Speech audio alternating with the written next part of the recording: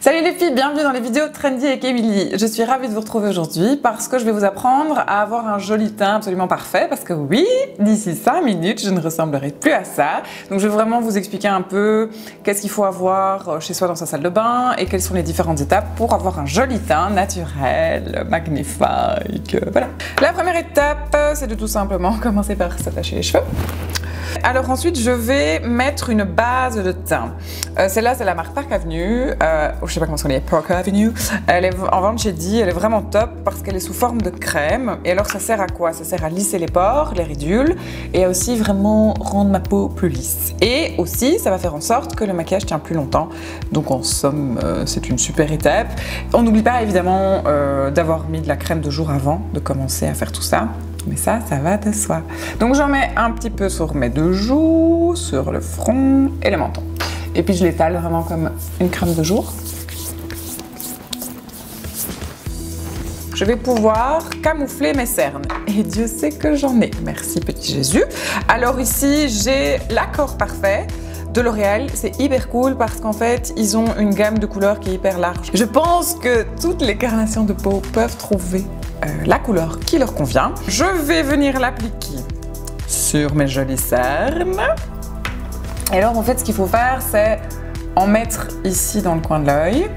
Je vais alors également venir vraiment en mettre même en fait assez bas au niveau de la joue, ici sous l'arcade. Je fais ça des 2 côtés. Hop, hop, hop. Alors, on peut l'appliquer avec les doigts ou avec un beauty blender. Moi personnellement, je préfère les beauty blenders comme ça, en petite éponge. Ça se vend n'importe où. Celui-là vient de chez Di, vraiment hyper pratique. Donc je viens tapoter. Il faut y aller mollo parce qu'il ne faut pas oublier que la peau du contour de l'œil est hyper fragile, donc ça sert à rien de venir l'agresser. Maintenant que j'ai terminé, je vais appliquer le fond de teint. Alors le fond de teint, les filles, c'est une histoire assez complexe. Il faut prendre son temps pour choisir un fond de teint et en fait, je pense que le mieux, c'est d'aller chercher son fond de teint quand on n'est pas maquillé. Parce que souvent, on l'essaye ici sur le dos de la main et je trouve que c'est pas non plus hyper efficace. Comme ça, on croise notre ex dans la rue, on est bien contente. Accord parfait, ils ont quand même décliné 21 teintes. Donc je pense de nouveau que vraiment toutes les meufs peuvent trouver leur fond de teint fait pour elles. Alors donc moi j'ai choisi le Golden Beige. Donc le but les filles, quand on met un fond de teint, c'est quoi? C'est de prendre une teinte qui correspond à notre teinte de peau. Le fond de teint n'est pas là pour qu'on soit bronzé. C'est la poudre bronzante qui nous rend bronzé. La deuxième règle quand on met du fond de teint, c'est d'y aller avec la main légère. On ne veut pas ressembler à un gros plâtre. Donc qu'est-ce qu'on fait? On va prendre en fait la matière qu'on va venir mettre sur la main. Vous voyez, avec ça, je vais largement, suffisamment me maquiller tout le visage. Ok? Alors, pour l'appliquer, on peut le faire au Beauty Blender, on peut le faire au doigt ou alors on peut le faire au pinceau. Alors les pinceaux ici de Park Avenue qui sont vraiment juste géniaux. On a celui-ci. On dirait un peu une brosse pour faire la vaisselle. Hein? Ou alors le petit pinceau plat, assez basique, donc c'est un peu selon l'humeur.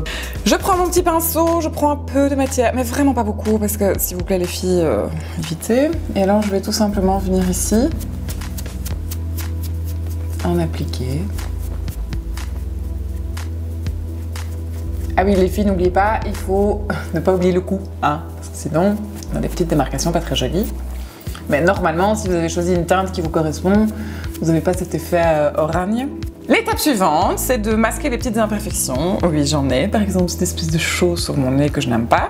Donc je vais prendre, c'est de la Super CC Corrector, assez sympa, de Physician Formula. Elle est cool. Et donc de nouveau, j'en mets un peu sur ma main. J'en prends à peine. Et je viens cacher les choses que je veux cacher. Étape suivante, les filles. Qui correspond à, attention, on va mettre la poudre compacte. Donc la poudre compacte, c'est aussi de Park Avenue, donc elle est en vente chez Di, elle est vraiment absolument géniale parce qu'en fait on met ça pour un peu fixer le fond de teint, pour être sûr qu'il ne va pas partir en vrille, puis ça donne un petit côté velouté à la peau que je trouve assez joli. Pour ce faire, donc, je vais prendre mon pinceau à poudre libre, et je vais en prendre à peine, vraiment, comme ceci.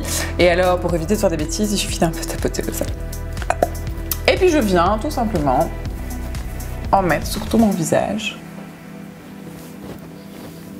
Donc maintenant que j'ai un teint unifié, je vais mettre de la poudre bronzante. Et ça, j'adore.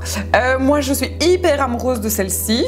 De nouveau avec un nom que j'arrive pas à prononcer. Physician Formula, ça fait un peu genre scientifique. C'est une poudre bronzante, j'adore parce qu'elle est mate, elle est pas scintillante, elle fait pas des petites paillettes dégueulasses. Et en plus, elles sont les vacances, c'est un truc de malade. Alors de nouveau, on ne fait pas une erreur qu'on faisait quand on était plus jeune, c'est-à-dire de mettre de la poudre bronzante partout pour dire je reviens de vacances. Donc je prends ici mon petit pinceau. Je prends un peu de matière et alors je vais tout simplement en mettre... moi j'aime pas trop faire du contouring et trop dessiner mon visage, donc je vais plus le mettre ici et je vais le mettre en forme de E ou de 3, ça dépend de comment vous voyez le truc. Donc j'en mets un peu ici comme ça. On n'oublie pas le cou, essentiel le cou. Ma vie a changé quand j'ai découvert ce qu'on appelle l'illuminateur. Donc c'est une petite poudre magique qui est pleine de petits trucs qui apportent de l'éclat au visage. Et ça, donc je vais l'appliquer avec mon fameux pinceau à blush. Alors l'illuminateur, on n'en met pas partout, sinon on ressemble à rien. En fait, on va en mettre ici au niveau des tempes. On va venir l'arrêter juste en dessous de l'œil. On va en mettre ici sur l'arrêt du nez, l'arcade de Cupidon. Et un tout petit peu sur le front et un petit peu sur le menton. En fait, on va en mettre là où la lumière vient normalement, naturellement, se refléter sur la peau.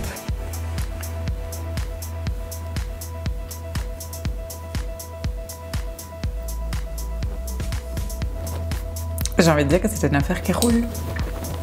Et bien voilà les filles, j'espère que cette vidéo vous aura plu et que grâce à elle, vous apprendrez à réaliser un joli teint sur votre peau. Si vous avez des questions, des commentaires, surtout n'hésitez pas à les laisser sous la vidéo, j'y répondrai avec plaisir, mais comme d'habitude, les commentaires gentils. Je vous dis à très bientôt pour d'autres vidéos, je vous fais des bisous.